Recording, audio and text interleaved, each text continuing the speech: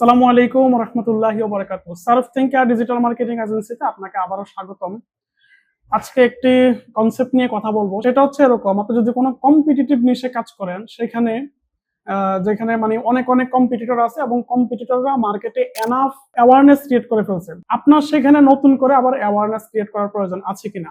ঠিক আছে, আমি উদাহরণ দিই, তাহলে বিষয়টা ক্লিয়ার হবে। ধরেন আপনি সেল করেন মধু, ঠিক আছে, সবসময় যে উদাহরণটা দেই।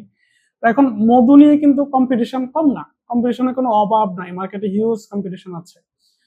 আপনি যখন শুরু করতেছেন তখন কি আপনার আসলে মধু নিয়ে আবার অ্যাওয়ারনেস ক্রিয়েট করার প্রয়োজন আছে কিনা।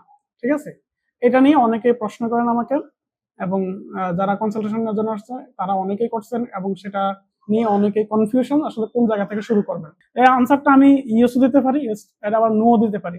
এটা মূলত ডিপেন্ড করে যে আপনি কোন নিশে আছেন এবং কি প্রোডাক্ট নিয়ে কাজ করতেছেন এগুলোর উপরে, এবং কোন পজিশনে আছেন বা কি ধরনের বিষয় করতেছেন।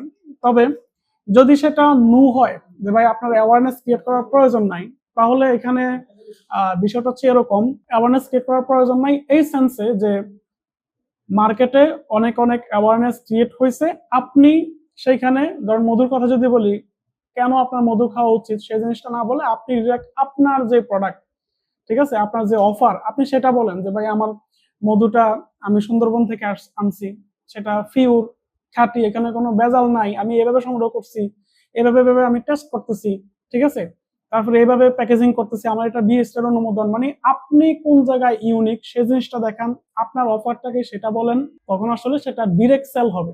ঠিক আছে, এরকম যদি কোনো কিছু হয় যেটাতে অনেক বেশি অ্যাওয়ারনেস মার্কেটে ক্রিয়েট হয়ে গেছে, আপনি সেই জায়গায় অফার থেকে শুরু করেন, আপনি কোন জায়গায় ইউনিক সেই জিনিসটা আপনি বুঝান, আপনার অফারটা বুঝান, আপনি কিভাবে আলাদা। তো যদি আপনি এরকম মনে করেন যে মার্কেটে অনেক বেশি এটা নিয়ে অ্যাওয়ারনেস ক্রিয়েট হয়ে গেছে, তাহলে আপনি ডিরেক্ট অফার থেকে শুরু করতে পারেন। এবার আসেন ইফ ইয়েস, যদি সেটা ইয়েস হয় তাহলে সেটা কোন সেন্সে যাবে সেই জিনিসটা বুঝেন। যদি ইয়েস হয় তাহলে হতে পারে এরকম, মানে কম্পিটিটররা যথেষ্ট অ্যাওয়ারনেস ক্রিয়েট করছে, বাট আপনি সেটার এমন কোনো ইমপ্রুভ ভার্সন নিয়ে আসছেন যেটা সম্পর্কে মানুষ আসলে জানে না।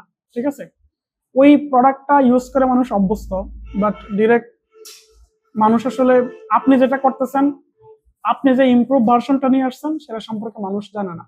যদি এরকম হয় তাহলে আপনি আগে অ্যাওয়ারনেস ক্রিয়েট করেন, ঠিক আছে, তারপরে তাদেরকে রিটার্গেট করে সেলসে যান বা আরো তাদেরকে ভ্যালু দেন। ঠিক আছে, ভ্যালু দিয়ে হচ্ছে যে কাজ করতে পারবেন। কিন্তু নর্মালি আমি যেটা দেখি সেটা হচ্ছে যে মানে আপনাকে কম্পিটিশনের স্টেজটা বুঝতে হবে, এবং কম্পিটিটররা কোনো মার্কেটকে বা কোনো প্রোডাক্টকে মানে এটা মানামানি করতে করতে ঠিক কোন লেভেলে নিয়ে গেছে সেটা আপনি বুঝেন, এবং সেই অনুযায়ী হচ্ছে যে আপনি কন্টেন্টটা ক্রিয়েট করবেন। আমি যদি সামারি করি পুরো বিষয়টা, ভিডিওটা অনেক ছোট।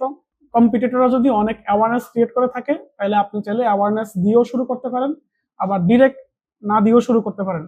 যদি না দিয়ে শুরু করেন, কোনো ধরনের অ্যাওয়ারনেস নাই, তাহলে আপনি ওই সেন্সে কাজটা করবেন যে যথেষ্ট অ্যাওয়ারনেস ক্রিয়েট হয়ে গেছে, আমি তাদের থেকে ইউনিক হই, আমি কোন জায়গায় ইউনিক, আমার প্রোডাক্টটা কোন জায়গায় ইউনিক, আমার অফারটা কিভাবে ইউনিক, আমার প্রোডাক্ট কিভাবে ভ্যালুয়েবল, আমি কিভাবে অন্যদের থেকে আলাদা, সেই বিষয়গুলো বুঝালে ওইখানে আসলে ডিরেক্ট সেল হওয়ার পসিবিলিটি আছে।